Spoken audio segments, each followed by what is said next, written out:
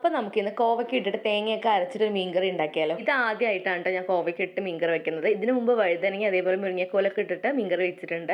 അപ്പോൾ എന്തായാലും ഇതും കൂടി ഒന്ന് ട്രൈ ചെയ്ത് നോക്കാമെന്ന് പറഞ്ഞിട്ടായിരുന്നു. കറിക്ക് ആവശ്യമുള്ള മസാലയൊക്കെ ഒന്ന് വറുത്ത് മാറ്റി വെച്ചിട്ട് ഒരു ജാറിൽ തേങ്ങ, ഈ ഒരു മസാല, ഇഞ്ചി വെളുത്തുള്ളിയുടെ പേസ്റ്റ്, ചെറിയുള്ളും കൂടി ചേർത്ത് നന്നായി അടിച്ചെടുത്ത് മാറ്റി വെച്ചു കേട്ടോ. പിന്നെ ഈ ഒരു നെത്തിലി മീൻ വെച്ചിട്ടാണ് കറി വെക്കാൻ വന്നത്.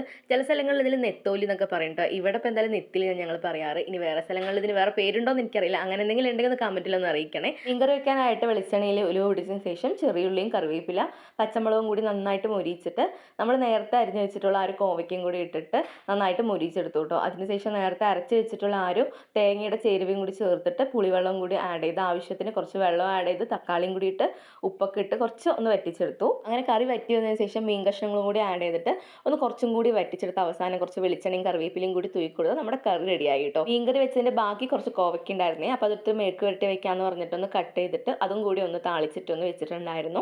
എന്നിട്ട് ചൂട് ചോറും ഈ ഒരു മീൻകറിയും കോവയ്ക്ക മെഴുക്ക് വരട്ടിയും കൂടി ഉച്ചയ്ക്ക് ലഞ്ച് കഴിച്ചു കേട്ടോ. അപ്പോൾ എന്തായാലും ഇന്നത്തെ വീഡിയോ ഇത്രയേ ഉള്ളൂ. പുതിയൊരു വീഡിയോ ആയിട്ട് വീണ്ടും കാണാം. അതുവരെ ബൈ.